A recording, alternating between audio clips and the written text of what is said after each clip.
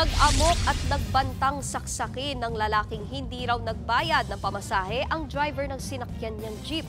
Depensa naman ang tiyuhin ng lalaki, may karamdaman siya kaya niya ito nagawa. Nasa frontline ng balitang yan si Gary De Leon, exclusive.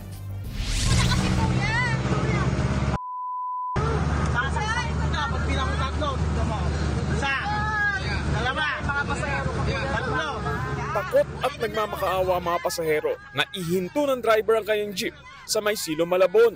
Yan ay para bumaba na ang lalaki at kasama niyang babae na galit at may hawak pang patalim. Ayaw kasi silang pababain ng driver dahil hindi pa raw sila nagbabayad. Ang isa sa mga pasahero gusto nang bayaran ng pamasahe para lang makababa na ang dalawa. Pero giit ng lalaki may hawak ng patalim.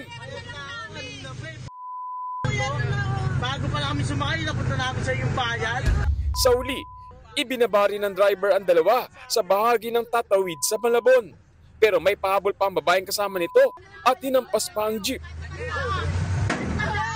Sinubukan namin makausap ang jeepney driver na sinakyan ng lalaki sa terminal sa Monumento. Pero hindi raw siya bumiyahe ngayon. Pero kwento ni isa pang driver na biyaheng Monumento rin.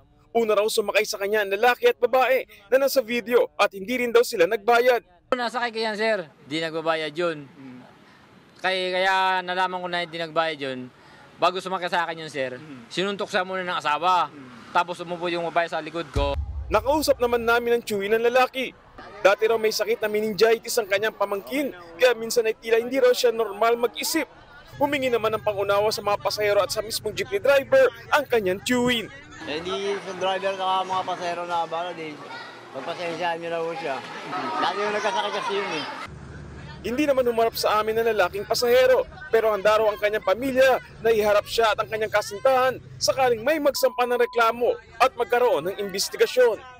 Nagbabalita mula sa frontline, Gary De Leon, News 5. Mga kapatid, Nikki de Guzman po. Para sa pasada ng mga rumaratsyadang balita, mag-follow at mag-subscribe na sa social media pages ng News 5.